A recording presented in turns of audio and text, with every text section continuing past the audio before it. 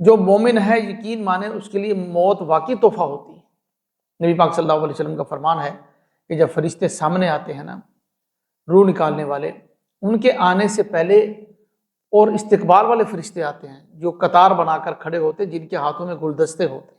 بسم اللہ الرحمن الرحیم۔ کیف تکفرون باللہ وکنتم امواتا فاحیاکم ثم یمیتکم ثم یحییکم ثم الیہ ترجعون۔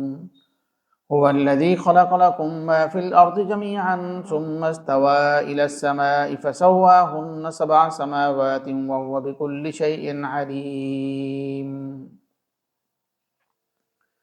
کیسے انکار کرتے ہو تم اللہ کا، حالانکہ تم بے جان تھے، اس نے تم کو زندہ کیا، پھر تم کو وہ مارے گا، پھر تم کو زندہ کرے گا، پھر تم اسی کی طرف لوٹائے جاؤ گے۔ وہ اللہ وہ ہے جس نے پیدا کیا تمہارے لیے جو کچھ زمین میں ہے سارا کا سارا، پھر اس نے آسمان کا ارادہ کیا تو 7 آسمان برابر کھڑے کر دیے، ہر چیز کو وہ جاننے والا ہے۔ سورہ بقرہ کی یہ آیت نمبر 28 اور 29 ہے۔ پیچھے یہ تیسرا رکوع ختم ہو رہا ہے سورہ بقرہ کا۔ پیچھے ہم پڑھ کر آئے اللہ پاک جل شانہ نے اپنی توحید، نبی پاک صلی اللہ علیہ وسلم کی رسالت اور قرآن کی حقانیت کو دلائل سے بیان کیا۔ اب یہ آخری 2 آیتیں ہیں اس تیسرے رکوع کی، ان کے اندر اللہ پاک جل شانہ اپنے احسانات گنوا رہے ہیں جو بندوں کے اوپر کیے۔ پہلی آیت میں وہ احسانات ہیں جن کا تعلق انسانوں کے ساتھ ہے، اور دوسری آیت میں وہ احسانات بیان، اپنی نعمتیں بیان کی ہیں، وہ احسانات بیان کی ہیں جن کا تعلق تمام مخلوقات کے ساتھ ہے، انسان بھی دیگر مخلوقات بھی۔ یہ اس لیے سمجھانے کے لیے آخر میں یہ بیان فرمایا گیا کہ اگر کوئی بندہ یہ زحمت نہیں کرتا کہ میں دلائل میں غور کروں، اللہ پاک جل شانہ کے وجود کے جو دلائل ہیں، اللہ کی قدرت کے جو کرشمے ہیں، ان میں غور کرنے کی کوئی زحمت نہیں کرتا، کوئی تکلیف نہیں کرتا، تو چلو وہ یہی دیکھ لے کہ اس کے احسانات کیا ہیں۔ اس لیے کہ کوئی بھی شریف آدمی ہو تو اس کی شرافت کا اور اخلاقی تقاضا یہ ہوتا ہے کہ وہ محسن کے احسانات نہیں بھولتا، محسن کا اعتراف کرتا ہے، اس کی اطاعت کرتا ہے، اس کی بات کو مانتا ہے۔ اس لیے اللہ پاک جل شانہ نے اپنے احسانات گنوائے کہ کیف تکفرون، کیسے تم لوگ انکار کر سکتے ہو اللہ کا، حالانکہ سب سے بڑی نعمت کیا ہے؟ کنتم امواتا فاحیاکم، تم لوگ بے جان تھے، اس نے تم کو زندگی دی، بے جان تھے، زندگی دی۔ پہلے انسان جو ہوتا ہے نا وہ بے جان ہوتا ہے، ہم سب لوگ اسی طرح تھے۔ آج سے 100 سال پہلے کسی نے سوچا بھی نہیں تھا ہماری اس طرح کی شکل و صورت اور اس طرح کے نام ہوں گے۔ بے جان تھے سارے کے سارے، یہ اجزاء کی صورت میں تھے، ہوا، پانی، ان صورتوں میں تھے، غذا کی صورت میں تھے۔ اس غذا کو ہمارے والدین نے کھایا، پھر بھی ہم بے جان تھے نطفے کی شکل میں۔ پھر ماں کی پیٹ میں اللہ پاک نے روح ڈالی تو پھر انسان وجود میں آیا۔ اتنا خوبصورت، اتنا عقل مند اور نظام کو چلانے والا انسان جو ہے وہ وجود کے اندر آیا۔ پہلے یہ کچھ بھی نہیں تھا، کنتم امواتا، کچھ بھی نہیں تھا، فاحیاکم، میں نے تم کو زندگی دی۔ پھر اب اس زندگی کے بعد ثم یمیتکم، پھر تم کو موت آئے گی، اللہ تم کو موت دیں گے، ثم یحییکم، پھر تم کو زندہ کریں گے دوبارہ۔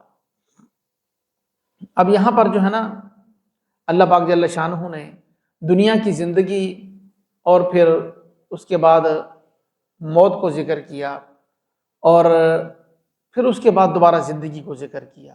آخر میں جو زندگی ذکر کی ہے نا، اب پہلے والی زندگی اور درمیان والی زندگی جو ہے، پہلے فرمایا کنتم امواتا، یہ بات ذرا توجہ سے سنیں، تھوڑی سی شاید سمجھ میں آ جائے، مشکل بات ہے۔ کنتم امواتا فاحیاکم، فا کا لفظ ذکر کیا، تم لوگ مردہ تھے، تم کو اللہ نے زندہ، پس تم کو زندہ کیا۔ جو فا کا لفظ ہوتا نا، یہ وقفے کے لیے نہیں ہوتا، وقفے کے لیے نہیں ہوتا۔ اب یہ نہیں تم مردہ تھے تم کو زندہ کر دیا، کچھ بے جان تھے، کچھ بھی نہیں تھے، تم غذا تھے، نطفہ تھے، تم کو زندہ کر دیا، کوئی وقفہ نہیں آیا درمیان میں۔ پھر آگے فرمایا ثم یمیتکم، ثم جو ہوتا ہے نا یہ وقفے کے لیے آتا ہے، پھر اللہ تم کو موت دیں گے، ثم یحییکم، پھر تم کو زندہ کریں گے۔ ثم وقفے کے لیے اس لیے لایا گیا کہ جو دنیا کی زندگی ہے نا اور آخرت کی زندگی، ان کے درمیان ایک وقفہ ہے انسان کا، جو عالم برزخ کا ہے، برزخی حیات کا جو وقفہ ہے. اس لیے جو ہے نا اس کو سما کے لفظ سے تعبیر کیا گیا کہ بیچ میں ایک بہت بڑا وقفہ ہے. ایسا نہیں ہے کہ مرنے کے فوراً بعد جو ہے نا وہ آخرت کی جو ہے قیامت والی جو زندگی ہے وہ شروع ہو جائے، ایسا نہیں ہے، بلکہ بیچ میں برزخی زندگی کا وقفہ ہے بہت بڑا. جو ابھی مر رہے ہیں پتہ نہیں کب قیامت قیام ہوگی، اس وقت تک وہ عالم برزخ کے اندر ہی ہے نا. تو یہ بیچ میں وقفہ آیا، اس لیے سما سے خاص طور پر اس کو تعبیر کیا. اور ایک بات یہاں پر جو بہت ضروری ہے وہ یہ سمجھنا ہے کہ ایک ہے دنیا کی زندگی اور ایک ہے آخرت کی زندگی، یہ تقریباً ایک جیسی ہوں. یعنی انسان پورے شعور کے اندر پوری آنکھوں سے دیکھتا ہوا دوبارہ ایسے ہی زندہ ہوگا جیسے ابھی دنیا کے اندر یہ زندگی گزار رہا ہے روز معاشر. ایسے ہی نعمتوں سے لطف اندوز ہو رہا ہوگا، ایسے ہی قیامت کے ہولناک مناظر سے پریشان ہو رہا ہوگا، پریشر میں ہوگا، بالکل سارا کا سارا کچھ ایسے ہی ہوگا. اور جو درمیان کی زندگی ہے عالم برزخ کی، وہ اس طرح کی زندگی نہیں ہے. بالکل اس بات پر اتفاق ہے، ہم اس بات کو تو مانتے ہیں کہ برزخ کی زندگی ہے. اب وہ اس طرح کی زندگی نہیں ہے جیسے دنیا کی زندگی ہوگی یا آخرت کی زندگی ہوگی، بلکہ وہ دنیا کی زندگی کا خاتمہ ہوگا اور آخرت کی زندگی کا مقدمہ ہوگا. درمیان میں اللہ پاک کسی کو کتنی حیات عطا فرما دیں.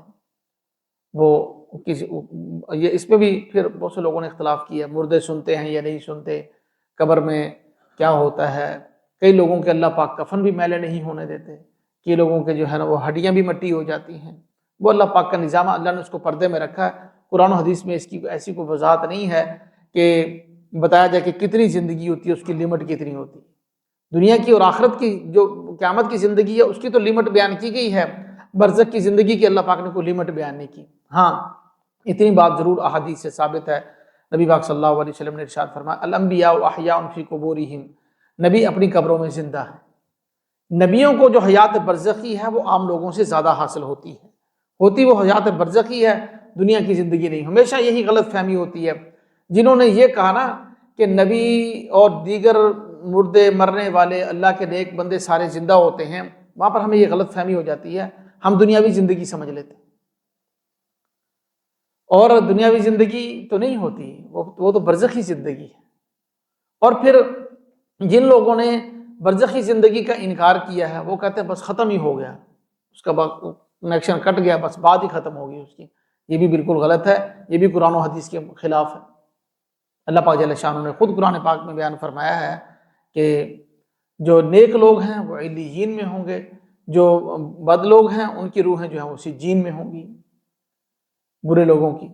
یہ تو مطلب زندگی تو ضرور حاصل ہے درمیان کی، اب یہ نہیں پتہ اس کی لمٹ کتنی ہے، وہ اللہ پاک ہر بندے کو اس کی شان کے مطابق عطا فرماتے ہیں.